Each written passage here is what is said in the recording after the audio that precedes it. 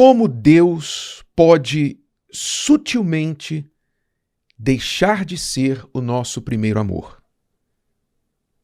Sim, isso acontece. O Senhor Jesus avisou a igreja de Éfeso exatamente sobre isso. Vocês deixaram o meu primeiro amor. Vocês fizeram muitas coisas boas, têm feito muitas coisas boas, porém eu tenho contra vocês que vocês deixaram o primeiro amor.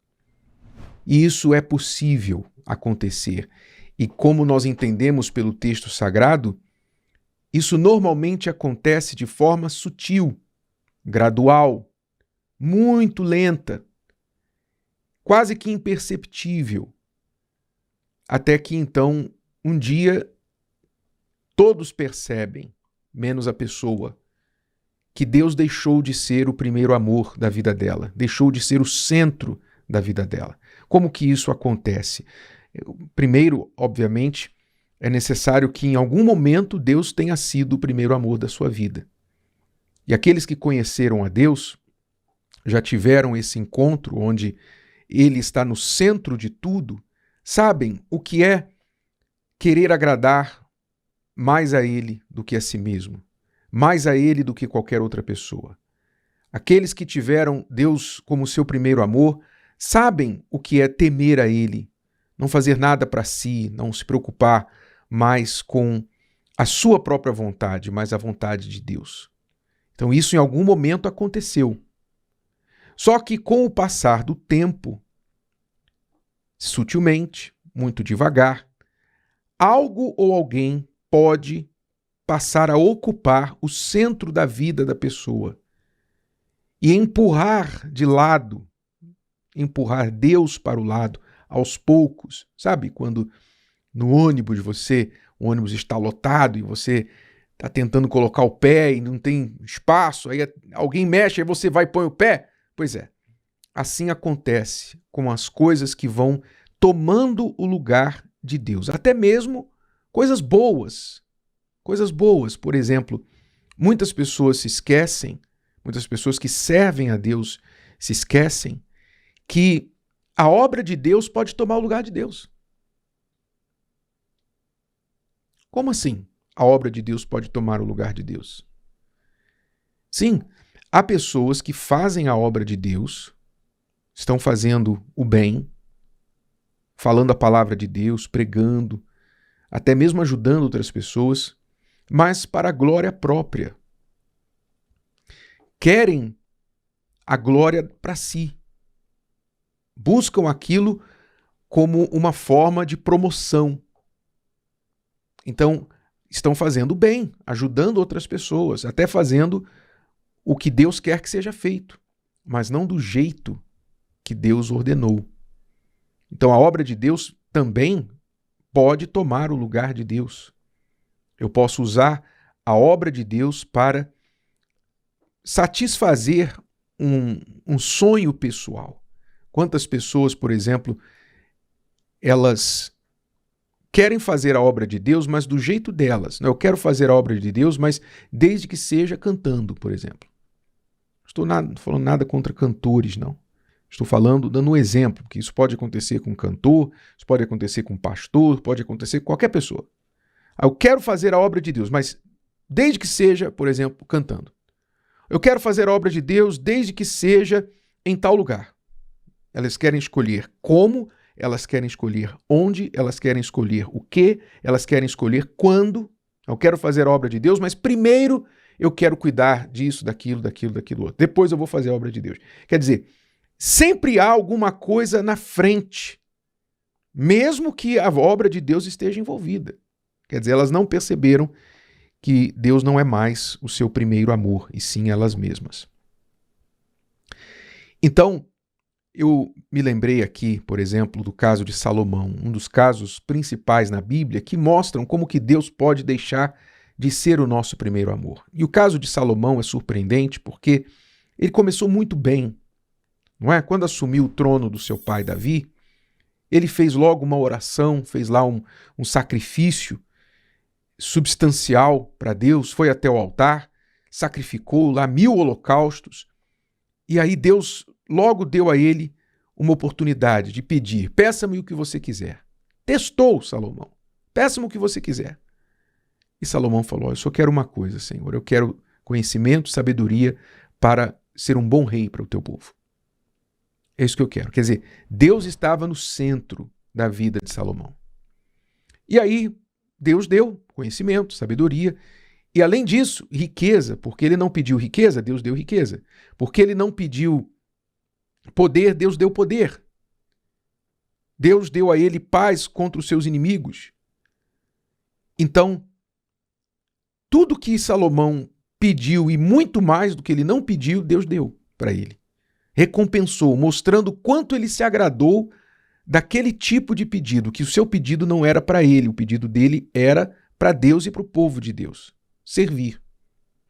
Só que o que aconteceu? O que aconteceu foi algo que gradualmente Salomão começou, com todo o seu poder, toda a sua riqueza, sua autoridade, toda a paz que ele desfrutou. Salomão viveu em paz o seu reinado todo praticamente.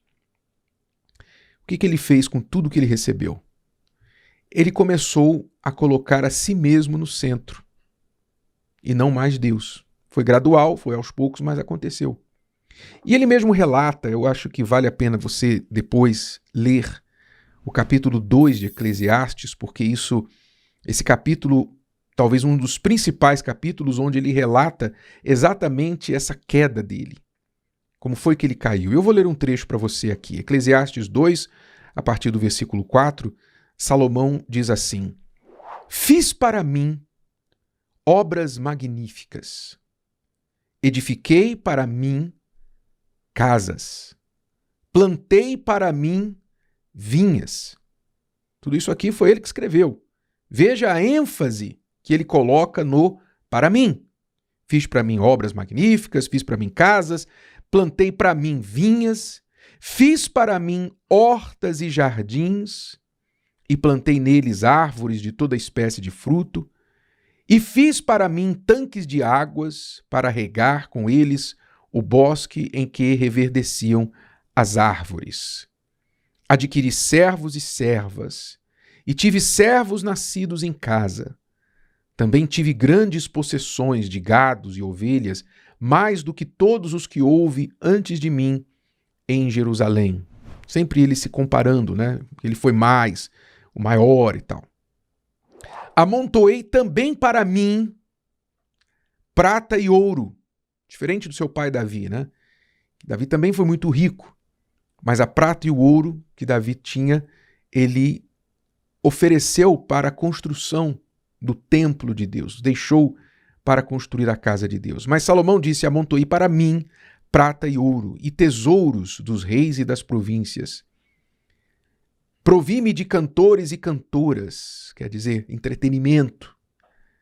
E antes, nesse mesmo capítulo, ele fala do vinho, que ele se entregou ao vinho, à bebida, aos prazeres, e das delícias dos filhos dos homens, e de instrumentos de música de toda espécie. E fui engrandecido, e aumentei mais do que todos os que houve antes de mim em Jerusalém. Novamente a comparação, fui o maior. Antes de mim não teve ninguém igual, né? Perseverou também comigo a minha sabedoria. Até que ponto? E tudo quanto desejaram os meus olhos não lhes neguei, nem privei o meu coração de alegria alguma. Mas o meu coração se alegrou por todo o meu trabalho, e esta foi a minha porção de todo o meu trabalho. Quer dizer, a minha porção, eu mereço. Olha só como eu engrandeci Israel, olha como Israel prosperou. Quer dizer, Salomão fazia tudo isso pensando assim, não, isso é a minha porção. Eu mereço, porque eu fiz muita coisa boa.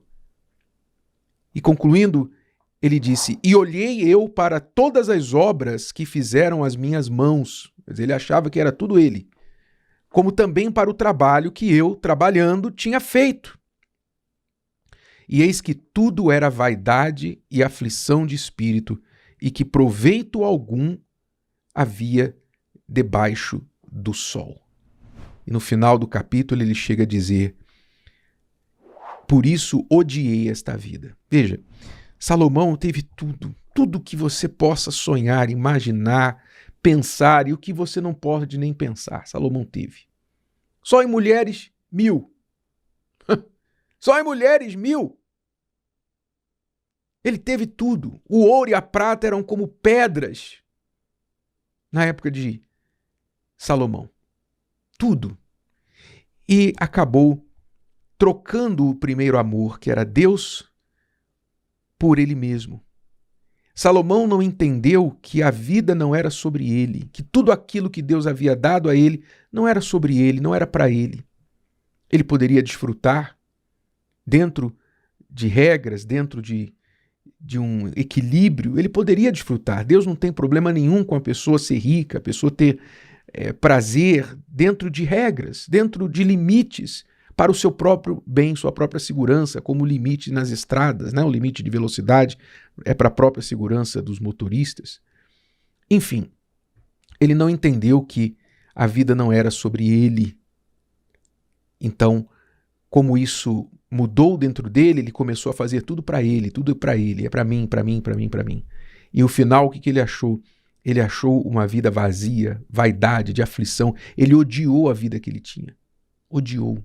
Queria morrer. Como hoje muitas pessoas ricas, muitas pessoas que tiveram tudo, que se entregaram aos prazeres, às drogas, aos vícios, ao sexo, a tudo que o seu coração lhes pediu, acabaram que morrendo de uma overdose, morrendo, às vezes cometendo o próprio suicídio. Não é isso? Por quê? Porque perderam a noção do que é a vida. A vida não é sobre você. A vida não é sobre nós. A vida é sobre Deus. A vida é sobre Deus, o centro é Ele e o propósito é Ele. Só Ele tem a perfeita justiça, só Ele tem o perfeito caminho. E se Ele deixar de ser o nosso primeiro amor, deixar de estar no centro da nossa vida, então nós vamos nos perder. Nós não temos estrutura para estar no centro da nossa vida. Nem nós, nem ninguém e nem nada mais que não seja Deus tem estrutura para estar no centro da nossa vida.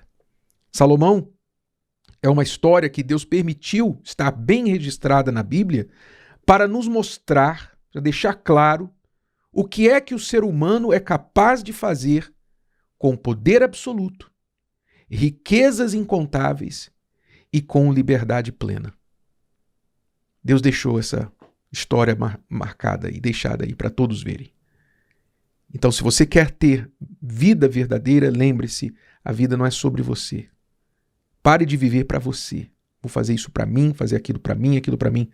E comece a fazer para Deus. Viver para Deus. Como João Batista disse, importa que ele cresça e eu diminua. Se você entender isso, aí sim você vai encontrar a verdadeira felicidade.